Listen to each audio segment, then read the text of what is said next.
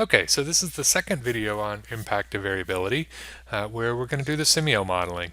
In the first video, we looked at our single server queuing system, and we have an arrival rate of 48 entities per hour and a service rate of 60 per hour. The inter-arrival times are always exponentially distributed, and we were looking at 4 different distributions for the processing time. We were looking at a deterministic case, the triangular case, the uniform case, and the exponential case. In this video, we want to build a Simio model to replicate this analysis, and then we'll show how easy it is to also do experimentation by altering the inter-arrival time distribution. Okay, so let's open Simio up here. Let's see, here we go. And let's build our model. It's a very simple model, single server queuing system. So we're going to have a source, we're going to have a server, and we're going to have a sink. Again, very simple model. And let's connect these object instances up with connectors. There we go. Connect the source and the server. Connect the server and the sink. Everything looks good so far. Let's give it a run to make sure everything works as we expect. So we'll just let it run for a couple of seconds. Everything looks good. Again, a very simple model, so we wouldn't expect it to have problems yet. And let's look at putting the parameters in that we need to implement our model. And so recall we have a inner arrival time of exponentially distributed random variates with a mean of 1.25 minutes. And our service time distribution, we're going to look at 4 different cases: deterministic, triangular, uniform, and exponential. So let's go ahead and put the inter-arrival time distribution. So we'll just go change that property for inter-arrival time to 1.25. And just as a note here, since we modified from the default value, the property value turned bold. That bold tells us that this has a different value than its default value. So next, let's go to our server, and let's go ahead and first put the exponential distribution in. So we change that to exponential 1 minute. And now we have our MM1 queuing system with an arrival rate of 48 per hour and a service rate of 60 per hour. Now, when we look at our queuing results, all of these queuing results are at steady state. And so we know when we run our simulation, it starts in empty and idle state. So I'm going to incorporate a warm-up period. So I'm just going to run for, let's set the run length to 200 hours. And then let's go and build an experiment, and then go to the warm-up and specify that the first 100 of those hours will be warm-up. So Simio will run the model for 200 hours, and after the first 100 it will clear the statistics but keep the system in the state that it was in, and then start collecting statistics at time 100. Hopefully that's sufficient time for to get out of the transient period. I'm also going to add responses for our performance metrics of interest. So our utilization is simply server 1 capacity scheduled utilization. So server 1 capacity scheduled utilization. Our second response, let's do number in system, or NIS. NIS will be default entity population number in system average. So default entity.population.number in system.average. And then finally, time in system. Let's make this TIS. And time in system is default entity, population. Oops.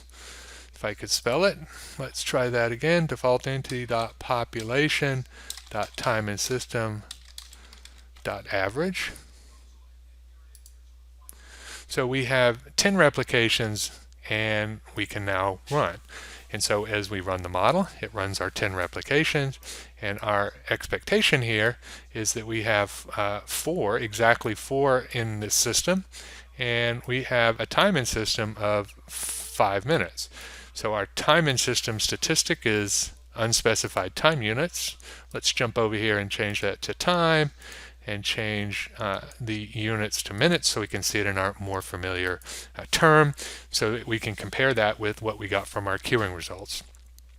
So 80%, 4.04, 5.05, and if we go back to the results that we got of 0.8, I'm sorry, for the exponentials 0.8, 4, and 5, it uh, these compare favorably to what our expectation is. So before we go back and look at the confidence intervals to try to decide if we want to run more replications, let's think about how we're going to incorporate, or let's think about the easiest way to incorporate our other three configurations that we want to consider. So one thing that I could easily do is I could just go back to my model and I could change the processing time distribution to be deterministic and then triangular and uniform, and I could go back and replicate our experiment and compare or record those values. What I'd rather be able to do is do a systematic comparison using the same model. So to do that, I'm going to go in and go to the server and change my processing time property. Instead of having an expression, I'm going to use a reference property. So I'm going to right click on process time, and then there's the set reference property option. Go down to the bottom and say create new reference property, and I'll just leave it at the name that's given of processing time. So when I say OK, we note immediately that we have the processing time. The little green arrow means that this is a reference property, and I can go to my definitions, properties, and I can see the processing time value. I can also see that it inherited the default value that was the current value when I created the reference property.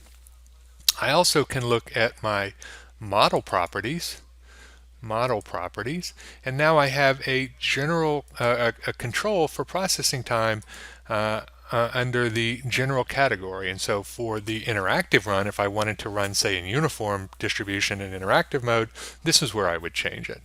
But what we're interested in is comparing using the experiment. And so when I go back to my experiment, now we see a new column here for controls. And so what I'm going to do is I'm going to rename this one to be our exponential, and then create our other three configurations. So the first one is going to be deterministic. And so this time for my control, I'll just put a value of 1. Then I'll put my triangular, and I'm going to use random, triangular, 0.5, 1, 1.5, and then create my uniform, and it's going to be random, uniform, 0.5, 1.5. And so now I have 4 different scenarios, one for each one of our configurations. And when I click run, we can see that the exponential case has already been run, so it doesn't have anything more to do yet. And our remaining 30 replications, so we have 10 replications of each one of our scenarios, start running. Since we ran for a relatively short amount of time, this runs pretty quickly. And now we can look at our number in system and time in system values and see how they compare with our the results we got from our queuing analysis. So if we compare these values, so our time in system is 5, 2.8, 2.9, and 3.1, and we compare those to the results we got. So the 5 is clearly close that we saw before. Deterministic is 3. Triangular is 3.8. Uniform is 3.16. Let me go back to my Simio model, see if we could maybe get this on the screen together to make things a little bit easier so I don't have to remember all that stuff. There we go. To make this a little bit smaller so we can get the whole model on the screen. There we go. And so when we compare these results, all right, let me go back, get this guy, see if I can grab it one more time. There we go. And compare these results. For the deterministic case, our time in system is 2.8, and we have it at 3 here. For the triangular case, it's 2.99, 3.8. For the uniform case, 3.13, and it's 3.16. So these are close, but they're not exactly right. And so at this point, if I were doing real analysis here, I would not quite yet be comfortable that, if I could get the screen here, I would not quite be comfortable that these values are correct. So if we go to our response results, we can see we have fairly wide confidence intervals for all of our cases, the exponential, deterministic, triangular, and uniform. And so the easiest thing to do is for me to go back, let's clear the results, and let's just increase our run length. So instead of running for 100 or 200 hours, let's run for 1,000 hours, and let's warm up for 500 of those hours. And instead of running 10 replications of each, let's run 25 replications of each value. So we have a 1,000 hour run with a 500 hour warm-up, 25 replications of each, and we will start that running. So we're back, and we can see that the model has completed running, and now if we look at the numbers, we can see that they've tightened up around our computed expected values quite a bit. And if we look at our response results, we can also see that our confidence intervals about our mean have also shrunk quite a bit. We could continue to do this. We see a little bit of difference in some of these values. We could continue to experiment and tighten these up even further. That's something that I will leave for you to do until you're confident that we did compute the exact numbers correctly and we have captured that appropriately in our simulation model. The last thing I want to do is go back and look at how we could systematically evaluate changes in the arrival time distribution. So what we did was we just used go back here and make that full screen. We used our Markovian arrival process, or exponential interarrival times. We could do the same thing that we did for the processing time distribution if we wanted to vary that. So I could go to my interarrival time, set reference property, create new reference property. Again, we'll just give it, let the name be the default. And we can now see in our model that we have the interarrival time property. If we look at our model properties, we now see that second property here of exponential 1. If we go back and look at our properties, again, we can see that value right here in the definitions.